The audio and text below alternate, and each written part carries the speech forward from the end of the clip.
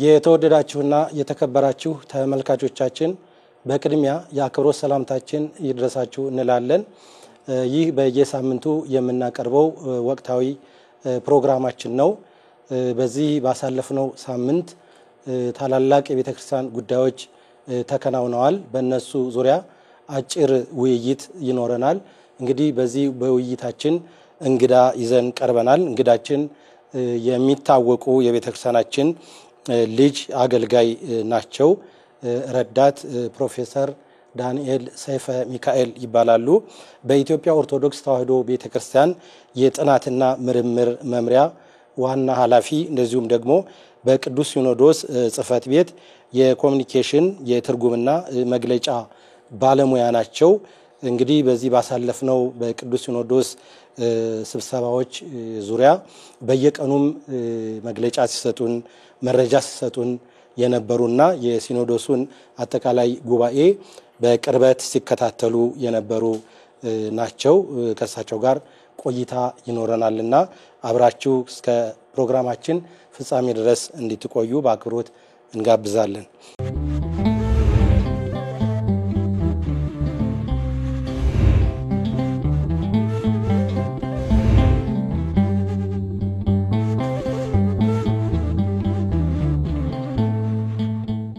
ክቡር ረዳት ፕሮፌሰር ዳንኤል ሰይፈ ሚካኤል እንግዲህ ጥሪያችንን ግብዣችንን አክብረው ወደዚህ ወደ ስቱዲዮአችን ስለመጡ ምስጋና እናቀርባለን። እንግዲህ ከእርሶ ጋር ለመወያየት በዚሁ በአጠቃላይ ዛሬ ማለት ጥቅምት 17 ቀን 2018 ዓመተ ምህረት የቅዱስ ሲኖዶስ ምልዓተ ጉባኤ ስብሰባ የተጠናቀቀበትና መግለጫ የተሰጠበት ወቅት ነው። እንግዲህ ብዙ ውሳኔዎች ተወስነዋል።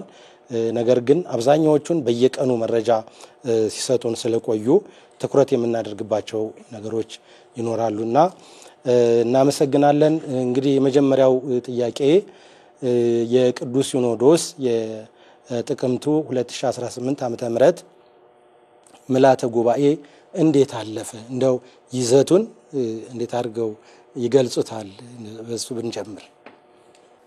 እሺ አመሰግናለሁ። ያው በድጋሚ እንግዲህ በዛሬው ዕለት ሁላችሁም እንደተከታተላችሁት በጥቅምት 17 ቀን 2018 ዓመተ ምህረት የቅዱስ ሲኖዶስ ምልዓተ ጉባኤ ማጠቃለያ በብፁዕ አባታችን በብፁዕ አቡነ ዲዮስቆሮስ የቅዱስ ሲኖዶስ ዋና ጸሐፊና የራያ ሀገረ ስብከት ሊቀ ጳጳስ የቅዱስነታቸውን መግለጫ አንብበውልናል፣ በንባብ አሰምተውልናል። ይሄም የቅዱስ ሲኖዶስ ማጠቃለያ መሆኑ ነው እና በአጠቃላይ ምልዓተ ጉባኤው በሰነበተባቸው 7 ቀናቶች ውስጥ ከጸሎቱ ጊዜ ጀምሮ ማለት ነው የሆኑ አጠቃላይ የነበሩትን ነገሮች በመግለጫ ተካተው አቅርበዋል። ያው ለሁሉም የቤተክርስቲያናችን መዋቅር ለሁሉም ህዝበ ክርስቲያን በሚዲያ ተሰራጭቷል። እንግዲህ የ2018 ዓመተ ምህረት የጥቅምት ምልዓተ ጉባኤ በመጀመሪያ ደረጃ ያው እንግዲህ ቅዱስ ሲኖዶስ እንደምታውቁት የቤተክርስቲያናችን ከፍተኛው የውሳኔ አካል እና ቤተክርስቲያናችን የምትመራው በቅዱስ ሲኖዶስ ነው። ሲኖዶሳዊ ሐዋርያዊ ትውፊት ስንል ሲኖዶሳዊነትን የሚይዝ ነው። ያ እንግዲህ በአመት 2 ጊዜ መደበኛ ስብሰባ እንዲኖራቸው በቅዱሳት የቀኖና መጻሕፍቶቻችን አባቶቻችን በወሰኑት በደነገጉት መሰረት ይሄ የቤተክርስቲያን የትኛውም ዓለም ላይ ያለች ኦርቶዶክሳዊ ጥንታዊት ቤተክርስቲያን ስርዓቷና ትውፊቷ ነው። በዚህ ትውፊት መሰረት ያው በአመት 2 ጊዜ በጥቅምትና በግንቦት አንዳንድ ጊዜ ያው እንግዲህ ሊል ይችላል በርክበ ካህናት ከትንሳኤ 25ኛው ቀን ላይ ምልዓተ ጉባኤ ይሰበሰባል። የዘንድሮ የ2018 የጥቅምት ምልዓተ ጉባኤ ያው ቀደም ሲል በመጀመሪያ በመግቢያው ላይ እንደተገለጸው 16 አጀንዳዎችን በመቅረጽ ነው ጉባኤው የተጀመረው። በመጀመሪያ ያው እንግዲህ ሁሉ ጊዜ በመጀመሪያ የጉባኤው መክፈቻ ላይ ብፁዕ ወቅዱስ አባታችን ብፁዕ ወቅዱስ አቡነ ማትያስ ቀዳማዊ ፓትርያርክ ርዕሰ ሊቃነ ጳጳሳት ዘኢትዮጵያ ሊቀ ጳጳስ ዘአክሱም ወዕጨጌ ዘመንበረ ተክለ ሃይማኖት የጉባኤውን መክፈቻ በአባታዊ ቃለ ቡራኬ እና መልእክት ይከፍታሉ። እሱን በሚገባ የቅዱስነታቸውን መልእክት ሰምቶ ምልዓተ ጉባኤው ቅዱስነታቸው ያስተላለፏቸውን መልእክቶች የሰጧቸውን አደራዎች ወይም ደግሞ መመሪያዎችም አባታዊ መመሪያዎችም ካሉ በእነሱ ላይ አንድ ባንድ ውይይት አድርጎ የቅዱስነታቸውን የመክፈቻ ንግግር በመቀበል ነው ጉባኤው የጀመረው። ከዛ በኋላ ያው እንግዲህ በተራ በቅደም ተከተላቸው ጉባኤው ተከናውኗል። በዘንድሮ እንግዲህ በልዩ ትኩረት ከተሰጡ አጀንዳዎች ውስጥ ያው እናንተም በተለያዩ ጊዜያቶች እንደሰማችኋቸው ለህዝቡም እንደተገለጸው በዋናነት ያው በአጀንዳ ተራ ቁጥር 3 ላይ የሰላም ጉዳይ የሀገራችን ሰላም ጉዳይ ወቅታዊ ጉዳዩን አጠቃላይ ዓለም አቀፍ ዳሰሳ በማድረግ እንግዲህ አባቶች ከሁሉም ዓለም ነው የሚመጡት እንደምታውቁት አሁን በአሁኑ ጊዜ ኢትዮጵያ ቤተክርስቲያን የሌለችበት ዓለም የለም። በአውሮፓም በአሜሪካም በእስያም ከኢትዮጵያ ውጭ ባለው የአፍሪካም ግዛት ውስጥ ከካሪቢያንም ከአረቡ ዓለምም ከአውስትራሊያም ሁሉ ነው እንግዲህ አባቶች ተሰብስበው በጉባኤው ላይ የተገኙት። ስለዚህ ዓለም አቀፉንም የሰላም ሁኔታ ዓለም አቀፍ ደረጃ ላይ ያለውን የሰው ልጅ አጠቃላይ ሁኔታ በመዳሰስ በሀገራችንም ያለውን የሰላምና ወቅታዊ ሁኔታዎች በመዳሰስ ተገቢ ነው ብለው ያሉትንና ቤተክርስቲያኗ ውጤት ልታመጣበት የምትችለው ለህዝቡ ደህንነት ለሀገር ሰላም ለህዝብ አንድነት በአጠቃላይ ለምእመናን ሁሉ የሚጠቅመውን ከሰላም ጋር በተያያዘ ያው ሰላም ትልቁ የቤተክርስቲያን አጀንዳዋ ነው ያሉት አባቶች ከሰላም ከአንድነት ውጪ እንደ አጀንዳም ኖሯት አያውቅም። በእውነት በሁሉም አገልግሎቷ በቅዳሴዋም በሰዓታቱም በማህሌቱም መቼም ሰላም የሚለው ቃል የሌለበት የቤተክርስቲያን አገልግሎት የለምና ሰላም በሚኖርበትም ጊዜ ሰላምን ለመጠበቅ ሰላም በማይኖርበትም ጊዜ ሰላምን ለማምጣት ቤተክርስቲያን አበክራ ትሰራለች። ያው ይሄ የወንጌልም ቃል ነው። ብፁዓን ገባርያነ ሰላም ነው የምትለው ቅዱስ ወንጌልም እግዚአብሔር ልጆች ይባላሉና ብፁዓን የተባሉ አባቶች ሁሉ ጊዜ ስለ ሰላም ይመለከታቸዋል። የብፁዕነት አንዱ መገለጫ ያው ለሰላም ማሰብ ነውና ይሄንን በጣም በጥብቅ ተመካክረው ውይይት አድርገው ውሳኔ አሳልፈዋል። በሁለተኛ ደረጃ ልዩ ትኩረት ከተሰጣቸው አጀንዳዎችም ደግሞ ያው በቤተክርስቲያን አንድነት ጉዳይ በትግራይ በተለይ ደግሞ በትግራይ አህጉረ ስብከት ያሉ አባቶች አገልጋዮች ምእመናን ህዝባችን ናቸው። ህዝቡም ህዝባችን ነው። አብያተ ክርስቲያናቱም የቤተክርስቲያን መንፈሳዊ ሀብቶች ናቸውና በዚህ አካባቢ የተቋረጠው መዋቅራዊ ግንኙነት መቀጠል እንዳለበት ከዚህም ጋር በግንቦት 2017 ዓ.ም ለሀገራዊ ሰላምም ለቤተክርስቲያን አንድነትም የተቋቋመ የብፁዓን አባቶች ኮሚቴ ስላለ ኮሚቴው ስራውን አጠናክሮ እንዲሰራ ኮሚቴውንም ምእመናን ምሁራን ሊቃውንት ሁሉ እንዲያግዙ በሚል ይሄም ልዩ ትኩረት ተሰጥቶት ውሳኔ የተሰጠበት የቅዱስ ሲኖዶስ ለየት ያለ መልካም የሆነ ለቤተክርስቲያንም ለሀገርም የሚጠቅም አጀንዳ እንግዲህ ሲባሉ እነዚህን የመሰሉት ናቸው። ከዚያም ያው እንግዲህ አስተዳደራዊ ጉዳዮች እንግዲህ ከአህጉረ ስብከት ጥያቄ ከአባቶች ጥያቄ ጋር የተያያዙ ጉዳዮችንም አንስተዋል። ወቅታዊ ጉዳዮችም ተነስተዋል። እንግዲህ በቤተክርስቲያኗ የቅዱስ ሲኖዶስ ትውፊት እንግዲህ ትውፊቱን ጠብቆ ነው ሁሉ የሚሰራው። ቤተክርስቲያን ትውፊታዊ ናት። ዛሬ አዲስ ነገር የምትጀምር አይደለችም። ከሐዋርያት ጊዜ ጀምሮ የመጣውን ትውፊት ጠብቀው ነው ፕሮግራም ሲቀርጹም ውይይትም ሲያደርጉ ውሳኔም ሲያስተላልፉ ውሳኔውንም ሲያስፈጽሙ ትውፊቱ ተጠብቆ በእግዚአብሔር አጋዥነት በመንፈስ ቅዱስ መሪነት የሚደረግ ስለሆነ ይሄን መሰረት አድርገው እንግዲህ 16 አጀንዳዎችን በእነዚህ በአሉት ቀናቶች ውስጥ አጠናቀው በእግዚአብሔር እርዳታ ያው እንግዲህ በዛሬው ዕለት መግለጫ ተሰጥቷል። እንግዲህ አጠቃላይ የሲኖዶሱ የውይይት ሂደቶች እነዚህ ይመስላሉ። አንዳንድ አጀንዳዎች ተጨማሪ ጥናት የሚያስፈልጋቸው ተጨማሪ እንደገና ዳሰሳ የሚያስፈልጋቸው በልኡካን ደረጃ የሚሰሩ በሊቃውንት የሚጠኑትንም ተጨማሪ ጥናት ተደርጎ ለቀጣዩ ምልአተ ጉባኤ እንዲቀርቡ ውሳኔ የተላለፈባቸው አጀንዳዎች አሉ። እንግዲህ ይሄን ይመስላል የቅዱስ ሲኖዶሱ የሰነበተበት ውሎ ይሄን ነው።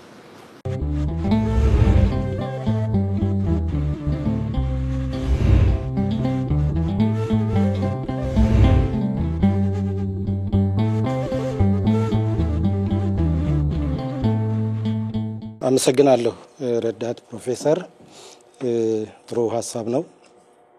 እንግዲህ እንደተባለው ቅዱስ ሲኖዶስ በእነዚህ አጭር ቀናት ረጅም ስራ ተሰርቷል። ለቤተክርስቲያን የሚጠቅሙ የሚበጁ ውሳኔዎች ተላልፈዋል። እነዚህን ውሳኔዎች ያው በተለያየ መንገድ በዜናም በመግለጫም መልክ ስናስተላልፍ ቆይተናል። እንግዲህ ከተወሰኑት ውሳኔዎች ደግሞ ለየት ያለ አንድ ውሳኔ ተወስኗል።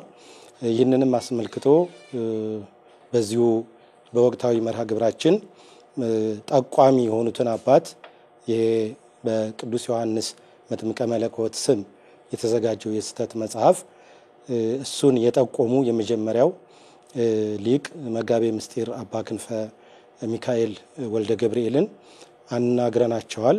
የነበረውን ሂደት ወደ ኋላ ነግረውናል።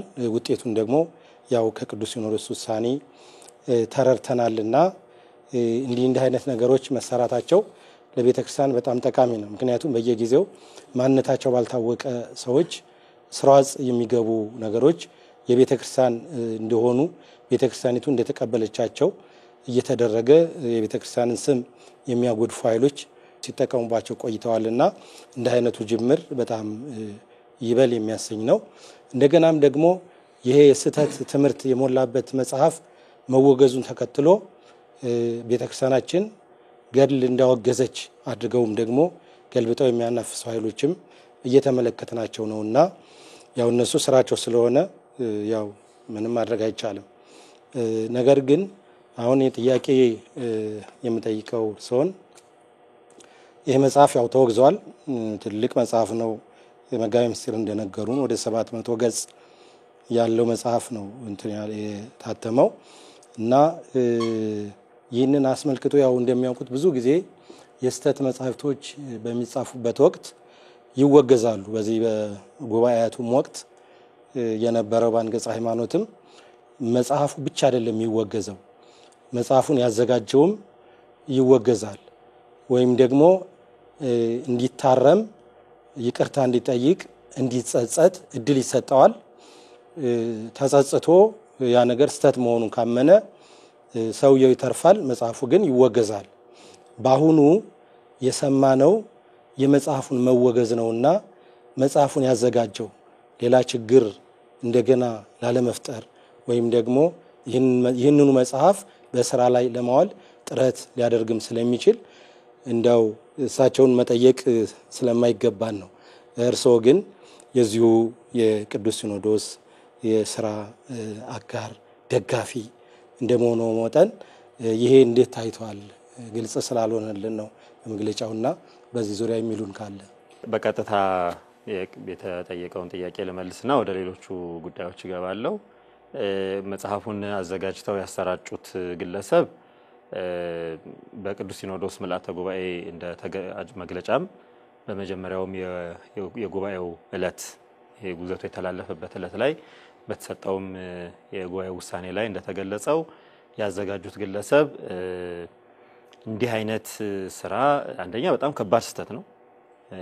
እንዲህ አይነት ነገር በቤተክርስቲያን ውስጥ ቅድስትና ርትዕት በሆነች ኦርቶዶክሳዊ ተዋሕዶ ቤተክርስቲያን ውስጥ የቤተክርስቲያኗ ትምህርት ያልሆነን ነገር ግን ቤተክርስቲያኗ በምትወደውና በምታከብረው በቅዱስ ዮሐንስ መጥምቅ እንግዲህ የቅዱስ ዮሐንስን መጥምቅን ክብር ያው በቤተክርስቲያን ውስጥ እንዴት እንደሚገለጽ ታውቁታላችሁ። እንግዲህ ጌታችን መድኃኒታችን ኢየሱስ ክርስቶስ ክብር ይግባውና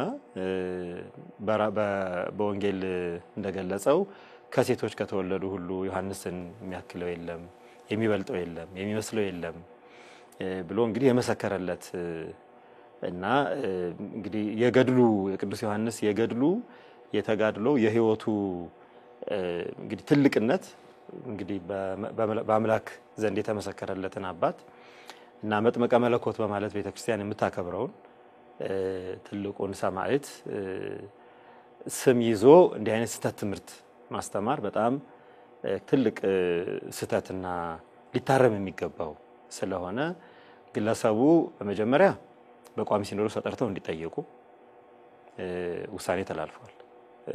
ካሉበት ተጠርተው በቋሚ ሲኖዶስ ተጠርተው እንዲጠየቁ እና ስህተቱን ደግሞ አውቀው እንግዲህ ከተመለሱ መልካም። እንግዲህ የሚፈልገው ሰው ቤተክርስቲያን ዋናው ነገሯ የጠፉትን መመለስ ነው እና ከተመለሱ መልካም። አይ ካልተመለሱ ደግሞ ሌላ ቀጣይ ስራ ይኖራል ማለት ነው። ግን እንዲጠየቁ እና ደግሞ ስህተታቸውን አውቀው ድጋሚ እንደዛ አይነት ስራ እንዳይሰሩ ጥብቅ መመሪያ እንዲሰጣቸው ቅዱስ ሲኖዶስ ምልዓተ ጉባኤ ወስኗል። ይሄም ተገልጿል በብፁዕነታቸው የቅዱስ አባታችን መግለጫም ላይ በእለቱም ደግሞ በተላለፈው የቅዱስ ሲኖዶስ ውሳኔ የእለት መግለጫም ላይ በደንብ የሚገባ ተነግሯል።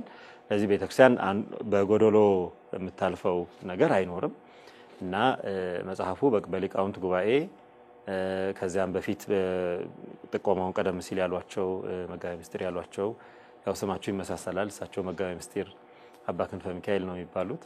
የቅኔ መምህር ናቸው። የደብረ ሊባኖስ ገዳሙ ጋር ሆነው ገዳሙን ወክለው ጉባኤ ቤታቸውን ወክለው የሊቃውንት ትልቁ ተግባራቸው የሆነውን መመርመር መጽሐፍትን መመርመር መረዳት ሐላፊያቱን መጻያቱን የፍጥረቱን ሁሉ ጉዞ መረዳት የመምህራን ትልቁ ሐላፊነት ነውና በተለይ ደግሞ ለቅኔ መምህራን ያው በየለቱ ብዙ ነገር የሚያስቡ በየለቱ ድርሰት የሚደርሱ ስለሆኑ ብዙ ይመረምራሉና እሳቸው የድርሻቸውን የቤተክርስቲያን የሰጣቻቸውን የሊቅነት አደራ የተወጡ አባት ናቸው እና ተመርምሮ የቀረበው መጽሐፍ ማውገዝ ወይም አገልግሎት እንዳይሰጥ ለጥናትና ምርምር እንዳይውል ማጣቀሻም እንዳይሆን ነው እንግዲህ ቅዱስ ሲኖዶስ ምልዓተ ጉባኤ የወሰነው።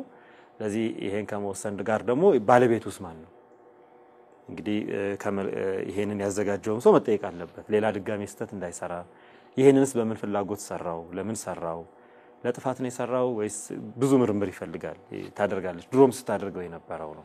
ስለዚህ መጋቤ ምስጢር እንደጠየቁት ግለሰቡ ይጠየቃሉ። ተጠይቀው ደግሞ ያው ሐሳባቸው በቋሚ ሲኖዶስ ማለት ያው በየሳምንቱ ሁለት ጊዜ መደበኛ ስብሰባ ያለው የቅዱስ ሲኖዶስን ወክሎ የሚሰራ በቅዱስ ሲኖዶስ በሚመረጡ አባቶች በርካታ የቤተክርስቲያን ጉዳዮች የሚያይ ስለሆነ በቋሚ ሲኖዶስ ተጠርተው እንዲጠየቁ ምልዓተ ጉባኤ ወስኗል። ስለዚህ ቀጣይ ስራ አለ ማለት ነው። ሰውየው ደግሞ ይጠየቃሉ ማለት ነው። ይሄ አንዱ ጉዳይ ነው። ከዚያም ይሄ ብቻም አይደለም።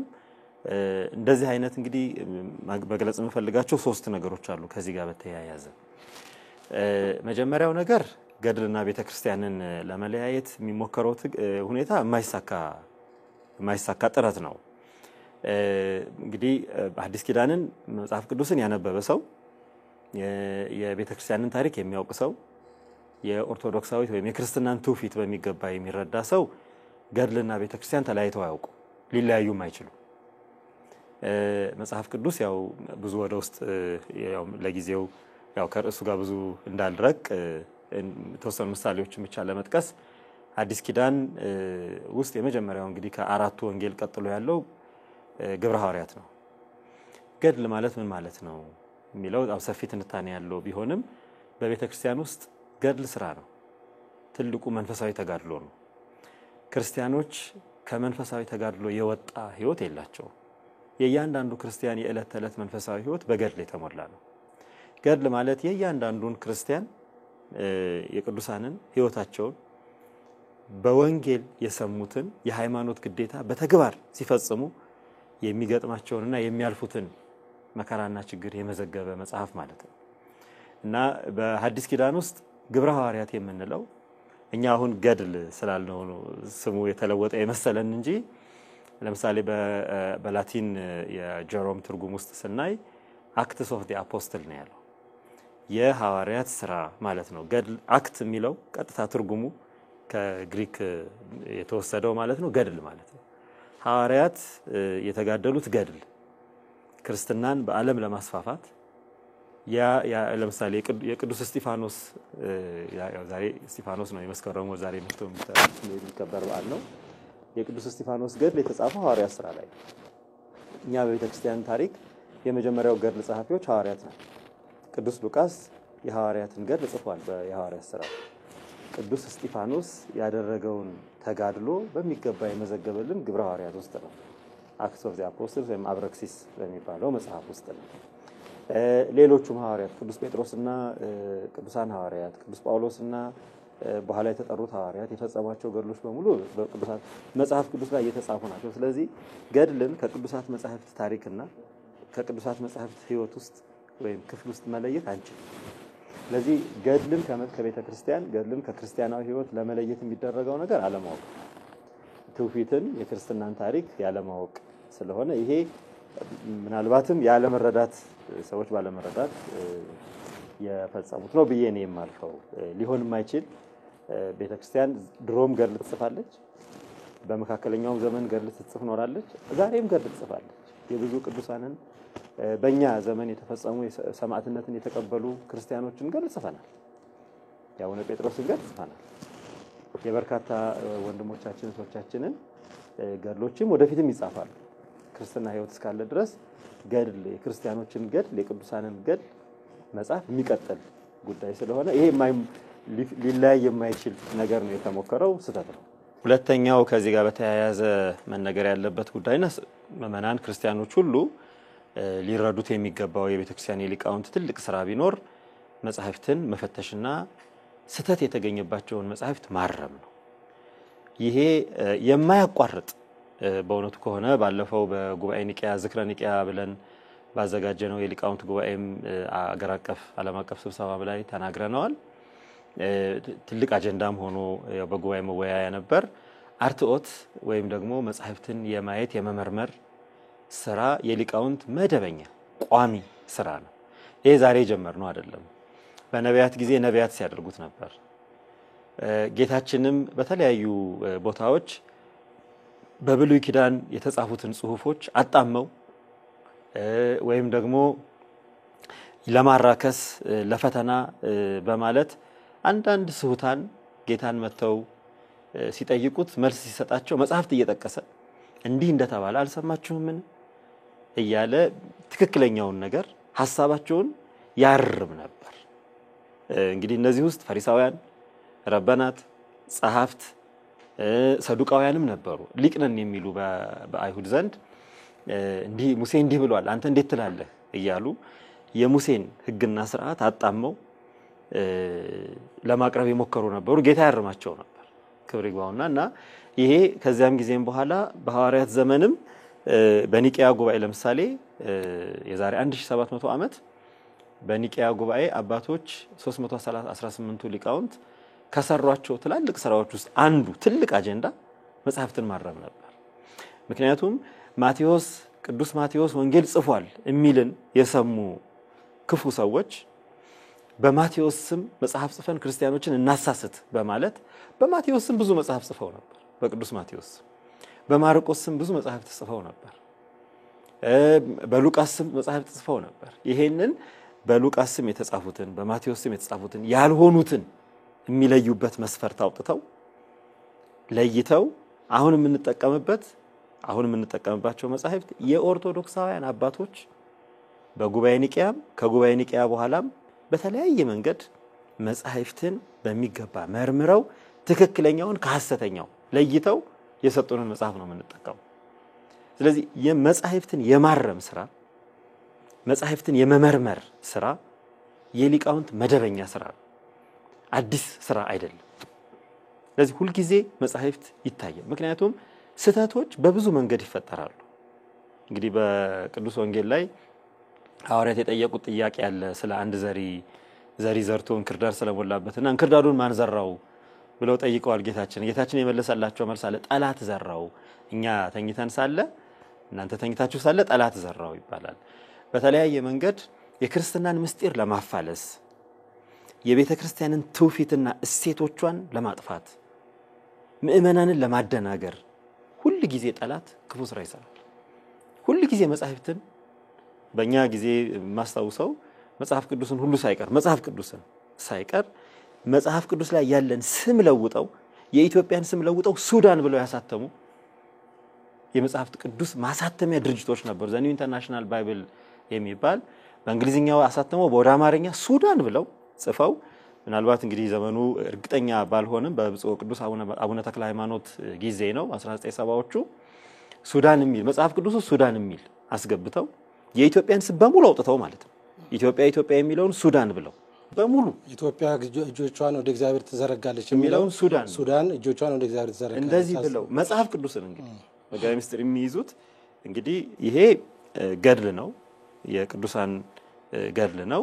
ግን ሰዎች እንኳን ገድልን ይቅርና መጽሐፍ ቅዱስን እንኳን ሳይቀር ከስንት ዓመት በፊት በሐዋርያት የተጻፈን መጽሐፍ ቅዱስ በነቢያት የተጻፈን መጽሐፍ ቅዱስ በርዘው ማለት ነው ስም ቀይረው ሱዳን ብለው ጽፈው ይሄ ጉዳይ ለቅዱስ ሲኖዶስ በወቅቱ አራት መምህራን በወቅቱ ዶክተር ጓለ ገብረ ዮሐንስ፣ ዶክተር ዲበኩሉ ዘውዴ፣ አዲስ አለማየሁ እና ባለሳሳት በጠቅላይ ቤተ ክህነት ስራ አስኪያጅ የነበሩት ሊቀ ማእምራን አበባው ይግዛው የሚባሉ በጣም ትላልቅ ሊቃውንት ለቅዱስ ሲኖዶስ በማቅረባቸው ቅዱስ ሲኖዶስ እንደገና በሊቃውንት ታይቶ ይሄ ነገር ስህተት መሆኑ ተረጋግጦ ይሄን መጽሐፍ ቅዱስ ይሄ ሱዳን የሚል የገባበት የተበረዘ የቤተ ክርስቲያንን ታሪክ የኢትዮጵያን መልክዓ ምድራዊ ታሪካዊ እና መጽሐፍ ቅዱሳዊ መሰረት የሚንድ በሆኑ ተብሎ በመልአተ ጉባኤ ደረጃ ውይይት ተደርጎበት ያም ስህተት መሆኑን መልአተ ጉባኤው አውግዞ ላሳተመው ድርጅት ደብዳቤ ተጽፎ እንዲያስተካክል ደብዳቤ ተጽፏል። ይሄ እንግዲህ አሁን በጣም በቅርብ ጊዜ ውስጥ በብፁዕ ቅዱስ በሶስተኛው የኢትዮጵያ ፓትርያርክ በብፁዕ ቅዱስ አቡነ ተክለ ሃይማኖት ጊዜ የተደረገ ነው። ስለዚህ ይሄ የማያቋርጥ ስራ ነው።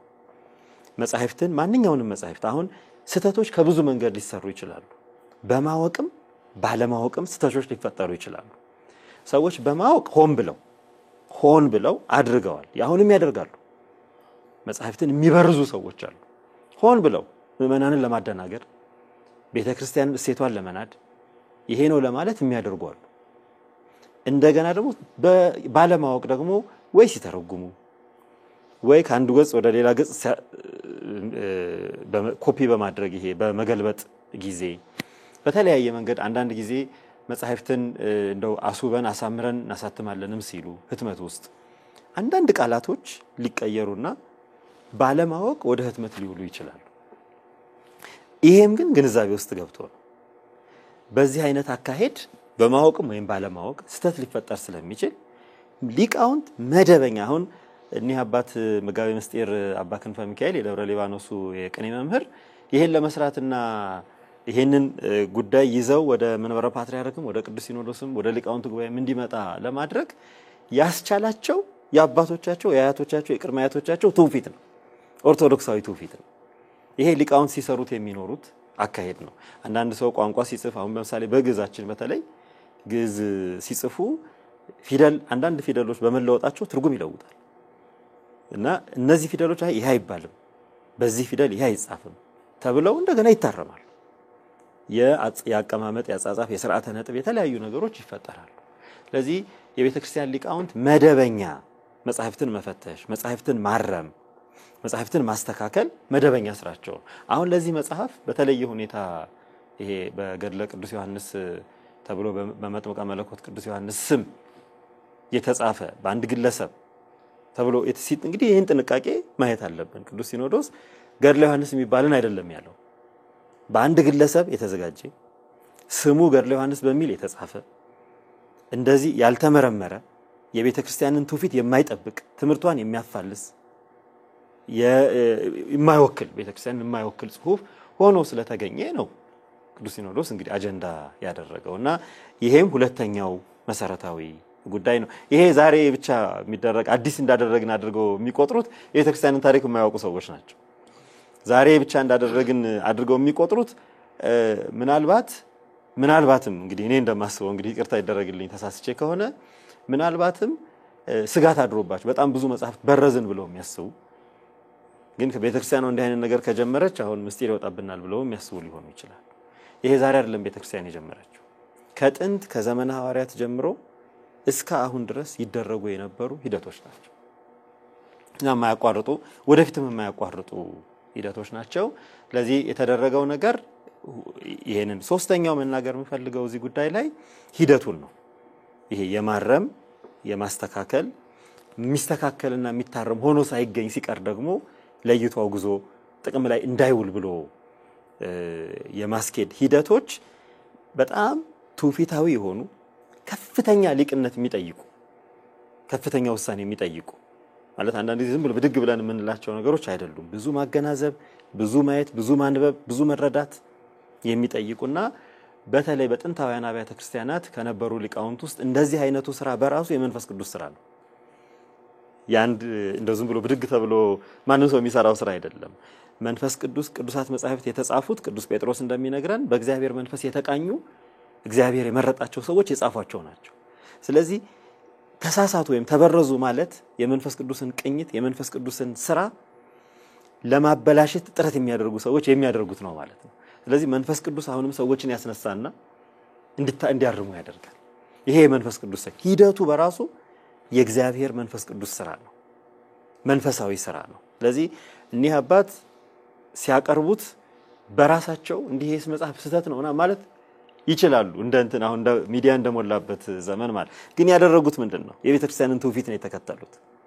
ለሚመለከተው አካል ይሄ መጽሐፍ ስህተት ነው፣ ቤተክርስቲያንን የማይወክል ሆኖ ተገኝቷል፣ ስለዚህ ውሳኔ ይሰጥበት ብለው ለሚመለከተው ከገዳማቸው ጋር ተመካክረው ለሚመለከተው አካል በግልጽ በደብዳቤ ነው ያመለከቱት። ይሄ እንግዲህ ትልቁ አሁን ትውፊት ስንል የቤተክርስቲያኑ አሰራሩ ራሱ ይሄ መታየት አለበት። ያ ደግሞ መንበረ ፓትርያርክ ከመጣ በኋላ ደግሞ ጉባኤ ሊቃውንት እንዲያየው፣ ጉባኤ ሊቃውንት ካየው በኋላ ደግሞ ውሳኔውን ምልአተ ጉባኤው ቅዱስ ሲኖዶስ እንዲወስነው። ይሄ የቤተክርስቲያን ጥንታዊ ያሰራር ሂደቷ ነው። በጉባኤ ኒቅያም የተደረገው ልክ እንደዚህ ነው። መጽሐፍት ቅዱሳት መጽሐፍ ዛሬ የምንጠቀምባቸውን የሐዲስ ኪዳን መጽሐፍት ኦርቶዶክሳውያን አባቶች መርምረው ቤተክርስቲያን የምትጠቀምባቸው መጽሐፍት እነዚህ ናቸው ብለው ቀኖና ሲሰሩ የሄዱት ስርዓት ይሄ ነው። በጉባኤ ተመርምሮ በያሉበት ቦታ ያሉ መጽሐፍት ተሰብስበው ያላባቸው ችግር ታይቶ ይሄ እንደዚህ ስለሚል ይሄ እውነተኛ መጽሐፍ አይደለም እንዲህ አይነት ስራ ስላለው ብለው ሂደቱ ደግሞ በራሱ በእውነት ይሄን ለመረዳት በጣም ብዙ እንትን ይፈልጋል። የቤተክርስቲያንን ታሪክ በሚገባ እንዴት ነው ቤተክርስቲያን ዛሬ ቅዱሳት መጽሐፍትን የሰጠችን፣ እንዴት ነው ዛሬ የምንጠቀምባቸው ቅዱሳት መጽሐፍት እንዴት መጡ ብሎ መመርመር በራሱ ያስፈልጋልና ሂደቱም የመንፈስ ቅዱስ ፈቃድ፣ የመንፈስ ቅዱስ ኃይል፣ የመንፈስ ቅዱስ ሀብት ያለበት የቤተክርስቲያን ቀኖናዊ ትውፊታዊ ስራ መሆኑን ምእመናን በተለይ የቤተክርስቲያን በማስተማር በዚህ በማንበብ ላይ ያሉ አገልጋዮች ሁሉ ይሄንን በሚገባ የሚያውቁት ጉዳይ ስለሆነ ምእመናን ሊረዱት ይገባል ብዬ እላለሁ።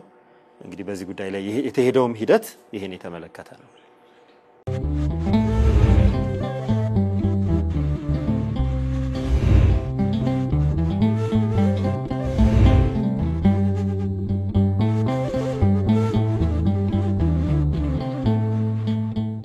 አመሰግናለሁ ረዳት ፕሮፌሰር፣ በጣም ጥሩ ትንታኔ፣ ትክክለኛ የሆኑ ምእመናንን የሚያረጋጋ የሚጠቅም መልእክት ነው።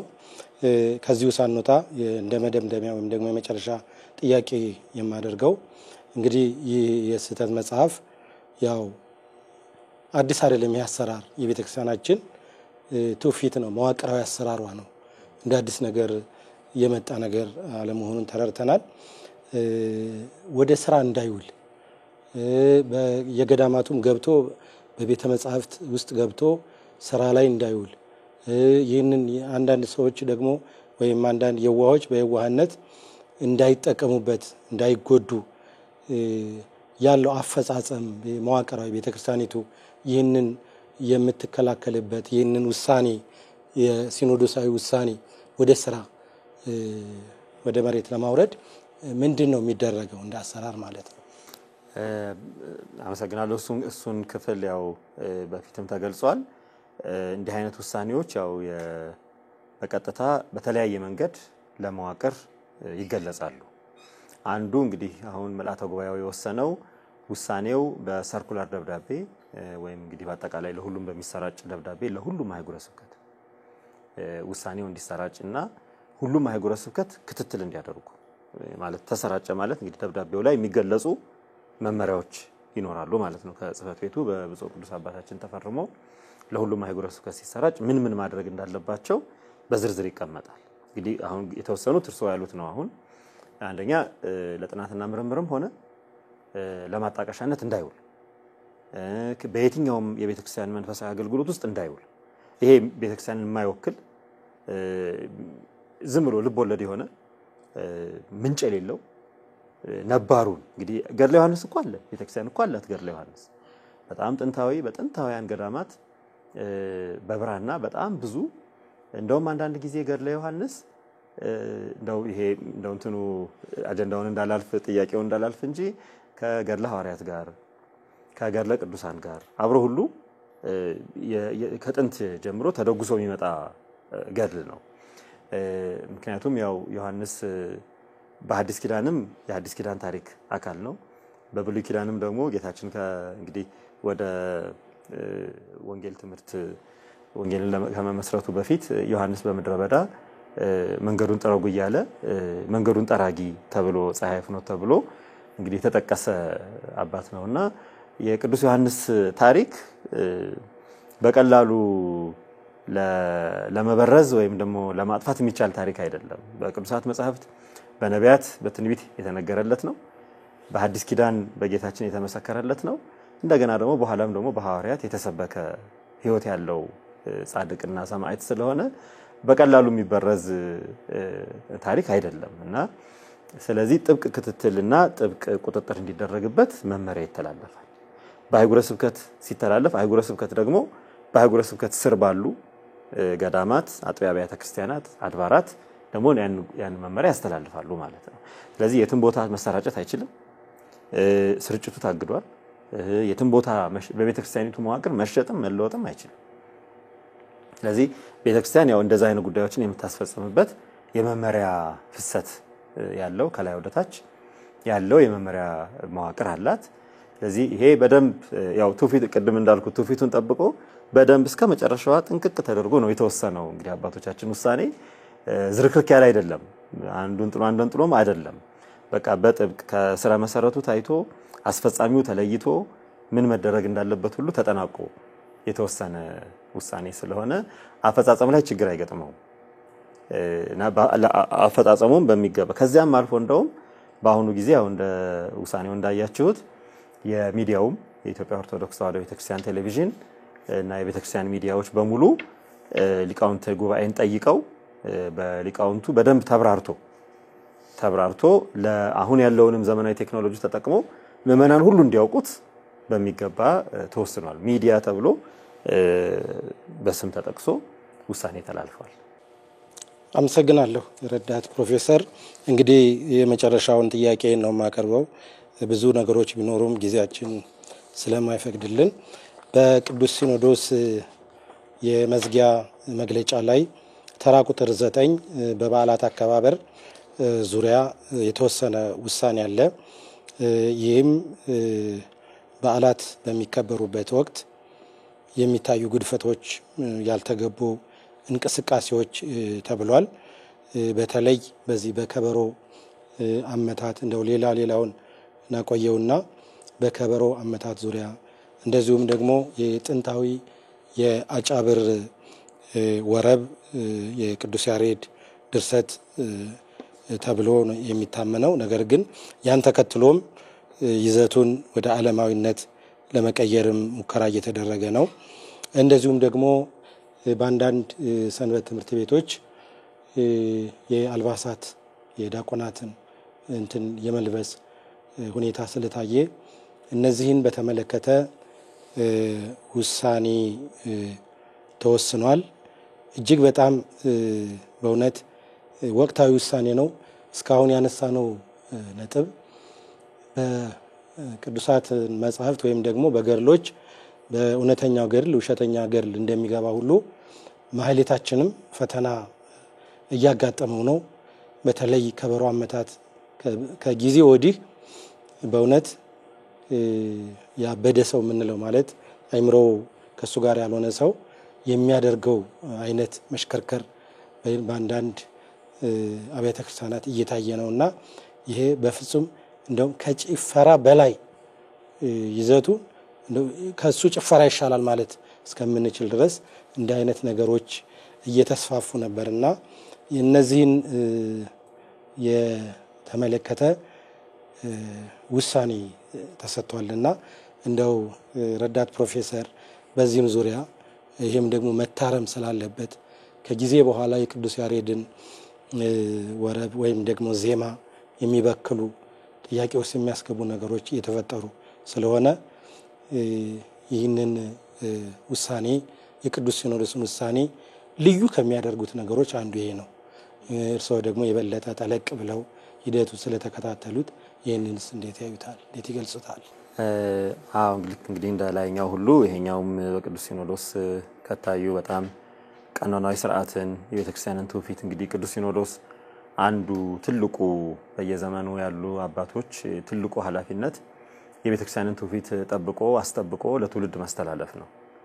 ነባር የሆኑ ኦርቶዶክሳዊ የሆኑ ትውፊቶች ሳይበረዙ ሳይከለሱ የተለየም መጥፎ የጠላት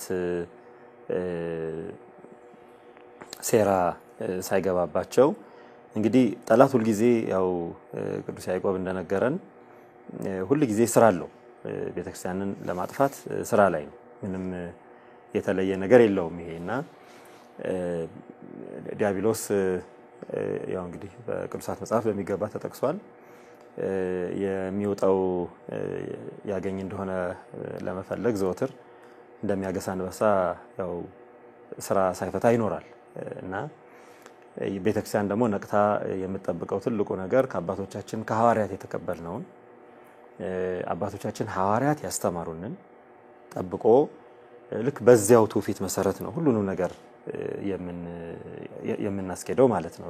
በኦርቶዶክስ ሂደት ውስጥ ሐዋርያዊት የምትባለው መሰረቱ በሐዋርያት ላይ የተመሰረተች ጌታችን ለሐዋርያት የነገረውን ያስተማረውን የእጁን ተአምራት የቃሉን ትምህርት ሰምተው የጻፉትን የነገሩንን መሰረት አድርገን ነው ከዚያ አንለቅ እና ከዚህ አንፃር እንግዲህ አንዱ ትልቁ ነገር ትውፊትን መጠበቅ ነው።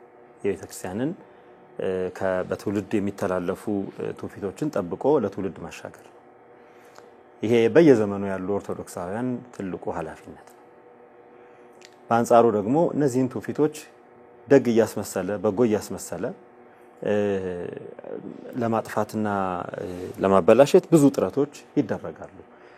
ለዚያ ደግሞ ቆም ብሎ አይ ይሄ ትውፊቱን የለቀቀ ነው፣ ይሄ ደግሞ በትውፊቱ መሰረት የተፈጸመ ነው ይቀጥል፣ እንዲህ ሲሆን ደግሞ ይሄን ማድረግ አለባችሁ የሚል ማስተካከያ ማረሚያ አባቶች ይሰጣሉ።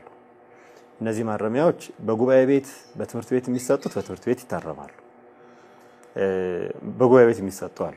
ያው ሁላችሁም እንደምታውቁት ጉባኤ ቤት አባቶች መምህራን ያው ማስተማር ብቻ ሳይሆን አገልግሎትም ይሳተፋሉ እና መምህራን ሊቃውንት ደቀ መዛሙርት ወይም የቤተክርስቲያን አገልጋዮች ያልሆነ ነገር ሲሰሩ ገና በአጥቢያ አይ ይሄ ከየት አመጣችሁት እንደዚህ አይደረግም ብለው ያርማሉ በቤተክርስቲያን በአገልግሎት ማለት ነው። ይሄ እንግዲህ አንድ አጥቢያ ሲሆን ወይም እንግዲህ የተወሰነ አካባቢ ሲሆን ነው። ከዚያ እንግዲህ መስመር ለቆ ወጣ ብሎ ከአጥቢያ አልፎ እንደው በአደባባይም በሁሉም ነገር በጣም እየበዛ እየሰፋ ሲመጣ ስተቱ እየጎላ ሲመጣ አሁን ደግሞ ያው እንደምታውቁት በዚህ በማህበራዊ ሚዲያው እነዚያን ነገሮች ብቻ ቀንጭቦ በማውጣት ደህናውን ነገር እየተው መጥፎውን ነገር በማሰራጨት ኦርቶዶክስ ይሄን ነው የምትመስለው ለማለት የሚደረጉ ጥረቶች አሉ።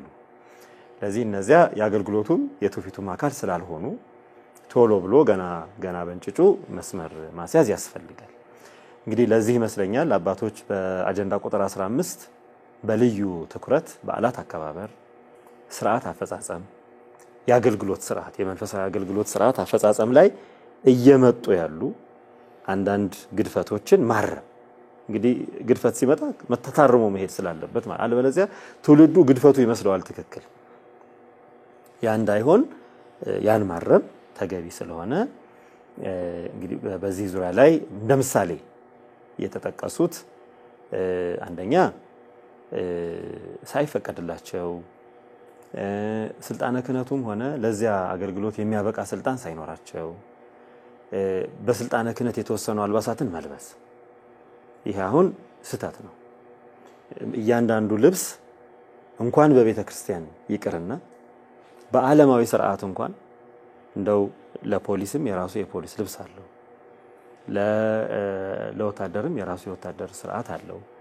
በዚያም ደግሞ ማዕረግም አለው።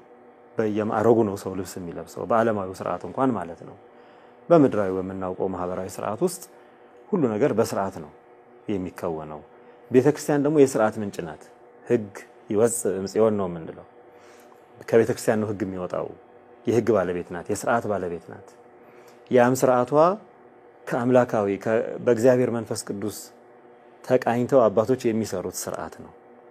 ስለዚህ መንፈሳዊ ስርዓት ነው፣ ሰማያዊ ስርዓት ነው። ስርዓተ ሰማይ ተሰራ በዲበ ምድር ነው የምንለው። በምድር የምንሰራው ሰማያዊ ስርዓት ነውና ምድራዊ ልቦለድ የሚገባበት አይደለም። እና በኦሪትም እግዚአብሔር ለሙሴ አርአዮ ለሙሴ ዘከመ ይገብር ግብራ ለደብተራ ወተናገሮ በአምደ ደመና ነው እንግዲህ የሚሉት አባቶቻችን አይደል። እግዚአብሔር ለሙሴ እንዴት አድርጎ እንደሚያመልከው እግዚአብሔር ነው ለሙሴ የነገረው። ስለዚህ ምንጩ ሁሉ ጊዜ እግዚአብሔር ነው። ለመንፈሳዊ ስርዓታችን ስብሐቲሁ ዘእምኀቤሁ ወውዳሴሁ እምዚአሁ አይደለም ያሉት አባቶች። እንግዲህ አባ ጊዮርጊስ ይሄን ያሉት ምስጋናው ራሱ ነው የነገረን እና ከሱ የመነጩ ስለሆኑ የኛ ልብ ወለዶችን በማስገባት መንፈሳዊ አገልግሎቶቻችንን መስመር እንዲለቁ ከትውፊት የወጡ እንዲሆኑ ማድረግ የለብንም። እና አለባበስ ስርዓቱ የቤተ ክርስቲያን የብፁዓን አበው ሊቃነ ጳጳሳት የጳጳሳት አለባበሶች የተወሰኑ ናቸው። የመነኮሳት የተወሰነ ነው። የቀሳውስት የተወሰነ ነው። የዲያቆናትም የተወሰነ ነው። በአገልግሎትም በስርዓተ ቅዳሴም በግብረ ልኡካን ቤተ መቅደስ ውስጥ ገብተን ስናገለግል ያንን ልብስ ለብሰን ስናገለግል የዲያቆኑ ነው፣ የቄሱ የቄሱን ነው። እነዚህ የተወሰኑ ስርዓቶች ስልጣነ ክህነትን በቤተ መቅደስ የምናገለግለውን አገልግሎት መሰረት አድርገው የተግባራዊ የሚሆኑ ናቸው። ከዚያ ወጥተን ግን እንደው በየልብስ ሰፊ ቤቱ ሄደን እንደዚህ ስፉልኝ ብለን ቀኖናዊ ምንጭ የሌላቸው ብለዋል አባቶች። ያው አይታችሁታል መግለጫው ላይ ቀኖናዊ ምንጭ የሌላቸው ያልተፈቀዱ አለባበሶች እየቆዩ ዝም ከተባሉ እየቆዩ ሲሄዱ ሌላ መደናገር ስለሚያመጡ ያለባበስ እንደ ምሳሌ ተጠቅሷል። እንደ ምሳሌ የከበሮ ስርዓተ ማህሌት ውስጥ የማህሌት ስርዓት በእውነት ከታሪኩ ጀምሮ ቅዱስ ያሬድ ወደ ሰማይ ተነጥቆ ከሰማይ ምስጋናን ሰምቶ መላእክት ይጠቀሙባቸው ይዘምሩባቸው የነበሩ የዜማ ነዋያተ ዜማን ከዚያ አይቶ ነው ስርዓተ ዜማን የሰራልን። እንግዲህ እግዚአብሔር በረድኤቱ በቃል ኪዳኑ በአማላጅነቱ ቤተክርስቲያናችን ይጠብቅልንና እነዚህ ቅዱሳን ለእያንዳንዱ ስራቸው ምንጫቸው ሰማያዊ በረከት ነው። ከፊሎቹ ባይኑ ያያቸው የሰማቸው ቦዛ ይዘብጥ ከበሮ ወቦዛ ያጽህሱ እያለ እንግዲህ ከመላእክት ያያቸውን ነው ስርዓተ ዜማ የሰራልን። ከዚያም ያለፉት ደግሞ ከቅዱሳት መጻሕፍት ሰብህዎ ለእግዚአብሔር ብሎ ቅዱስ ዳዊት በመዝሙሩ የነገረን ሰብህዎ በጸናጽል ብሎ ሰብህዎ በከበሮ ብሎ በቅዱሳት መጻሕፍት የነገረንን ትውፊት መሰረት አድርጎ ለኦርቶዶክሳዊት ተዋህዶ ቤተክርስቲያን ስርዓተ አምልኮ እንዲውሉ ስርዓተ ማህሌት የምስጋና ስርዓት ለእግዚአብሔር የምስጋና ስርዓት እንዲውሉ የሰራቸው ያዘጋጃቸው በመንፈስ ቅዱስ ተቃኝቶ ለቤተክርስቲያን የሰጣቸው አሰርገዋ ለቤተክርስቲያን የተባለ ቅዱስ ያሬድ ያንን ትውፊት አልፎ እንግዲህ መምህር ቀደም መጋቢ ምስጢር እንዳሉት ስርዓት የዜማ ስርዓቱን በእውነት እንደማይገባ ለቤተ መቅደስ የማይመች ለስብሐተ እግዚአብሔር የማይመች ነገር ማድረግ ይሄ ተገቢ ስላልሆነ እንዲታረም ቅዱስ ሲኖዶስ ያው በምልአተ ጉባኤ ደረጃ ወስኗል። ሌሎችም በምሳሌ ተጠቅሰዋል። የማይጠንት ስርዓት ይሄ በየመንገዱ ያለ ስርዓት ያለ ጊዜውና ያለ ቦታው ብለዋል አባቶች። በእውነት በጣም አስደናቂ አባባል ነው። በቃ ቀጥታ እንደው አባባሉ ራሱ በራሱ ህግ የሚሆን ነው። ማይጠንት የራሱ ጊዜ አለው። ማይጠንት የራሱ ቦታ አለው። እንግዲህ ለምንም ነገር ሲዳ ቤተክርስቲያን የዚያ የማይጠንት ስርዓት የምትፈጽምበት ቀኖና ስርዓት አላት። ያለ ቦታውና ያለ ጊዜው የማይጠንት ስርዓት ለመፈጸም መሞከር እነዚህም ዝም ከተባሉ በኋላ ብዙ ችግሮች ይኖራቸዋልና በስርዓተ ዑደት በሚደረግበት ጊዜ የእግዚአብሔር ክብር ነው። እንግዲህ ያ ዑደቱ የራሱ ስርዓት አለው። እንግዲህ አብረው ዑደት የሚያደርጉ የተፈቀደላቸው አብሉ ካህናቱ ታቦቱን በሚያከብሩበት ጊዜ ዑደት ሲደረግ የሚያከብሩ በዑደቱ የሚሳተፉ አሉ።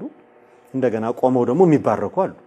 ለመባረክ ነው የእግዚአብሔርን ክብር ለመግለጽ ነውና ለመባረክ ሄዶ ከእግዚአብሔር በረከት ጸጋን ለመቀበል ሄዶ መቼም መርገም መቀበል ተገቢ ስላልሆነ እነዚህ ነገሮች መታረም አለባቸው እና ሰፊ አጀንዳ ነው። በጥልቀት ነው አባቶች የተወያዩበት። ውሳኔውም እንዳያችሁት በጣም ጥልቅ ውሳኔ ነው። ከዛም በዚህ ብቻ የተገደበ አይደለም። ይሄ በሚገባ ባስቸኳይ ሊቃውንት፣ መምህራን፣ ባለሙያዎች ባስቸኳይ በመንበረ ፓትርያርክ ኮሚቴ ተዋቅሮ እነዚህ ብቻ ሳይሆን ሌሎችም ስላሉ እነዚህ ለምሳሌ የተጠቀሱት ናቸው።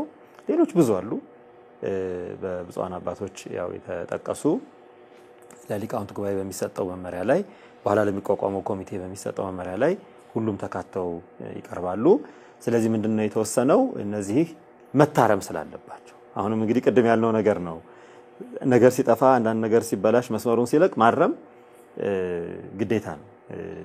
ቤተክርስቲያን ንጹህ ዘር ነው በሰዎች ልብ የምትዘራው ዘር ንጹህ አይደለም ያለው አባ ጊዮርጊስ ዘይፈሪ ውስጥ ተስጋው ለቅዱሳን ነው ያለውና ንጹህ ዘርን ክርስቶስን ንጹህ ዘርን ቃለ እግዚአብሔርን ንጹህ ዘርን ነው ቤተክርስቲያን።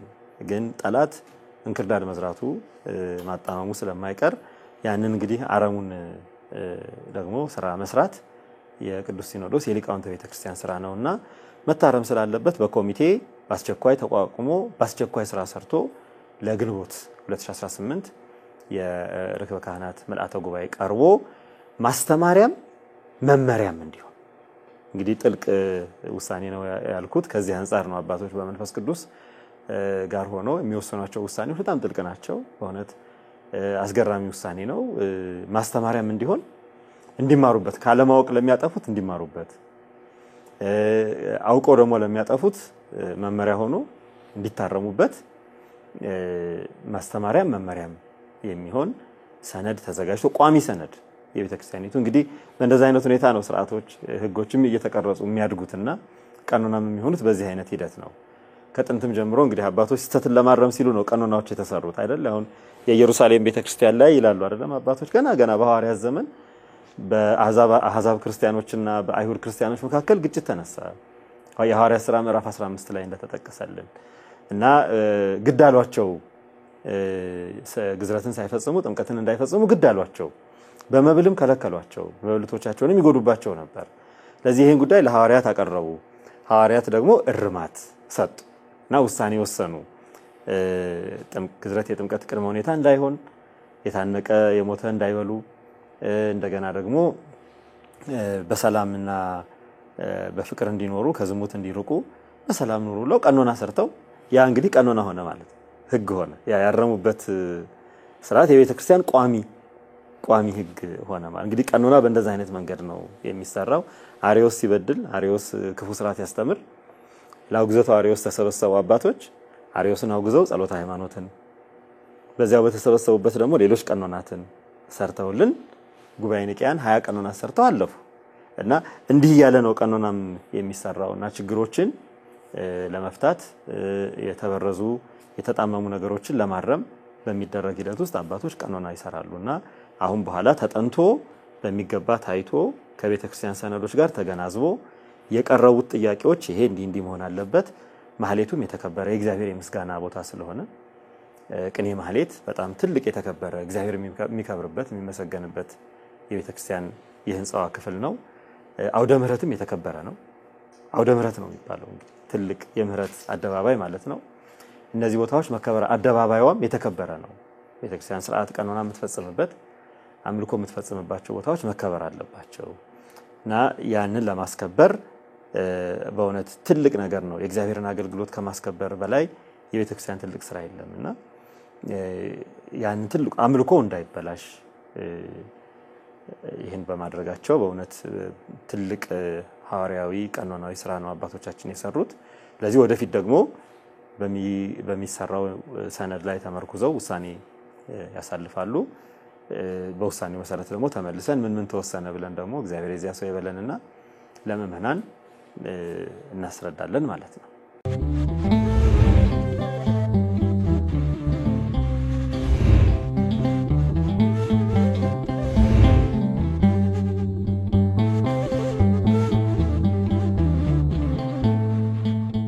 አመሰግናለሁ ረዳት ፕሮፌሰር።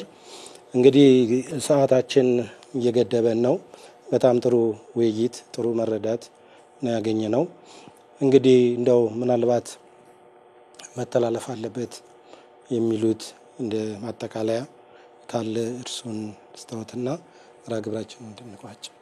እንግዲህ በእውነቱ ያው ብፁዓን አባቶች ከብፁዕ ቅዱስ አባታችን በመግለጫቸው ዛሬም እንዳሳሰቡት ሁላችንም የቅዱስ ሲኖዶስን ውሳኔ ተግባራዊ ለማድረግ የየድርሻችንን መወጣት አለብን። በቤተክርስቲያን ውስጥ ያው ትልቁ መሪያችን ቅዱስ ሲኖዶስ ነው። ቤተክርስቲያን እና ቅዱስ ሲኖዶስ የሚሰጠንን መመሪያ መፈጸም መታዘዝ ከመስዋዕት ሁሉ ይበልጣልና ያን መፈጸም ቤተክርስቲያንን ህልውና መጠበቅ ነው። የቅዱስ ሲኖዶስን ልዕልና መጠበቅ ነው።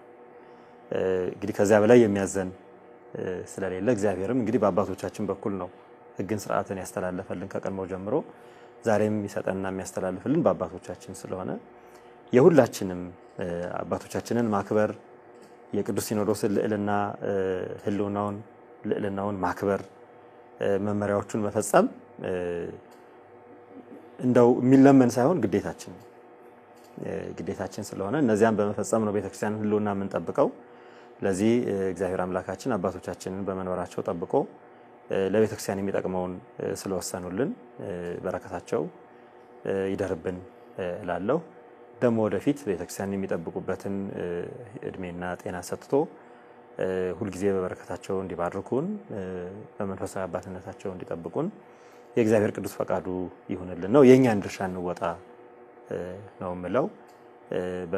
እንግዲህ ቅዱስ ሲኖዶስ ምልዓተ ጉባኤው በእግዚአብሔር ፈቃድ ተጠናቆ ለቤተክርስቲያናችን የሚሆነው መመሪያ ስለሰጠንም ደግሞ እግዚአብሔር አምላካችንን እናመሰግናለን። ወስብሐት ለእግዚአብሔር ይላል።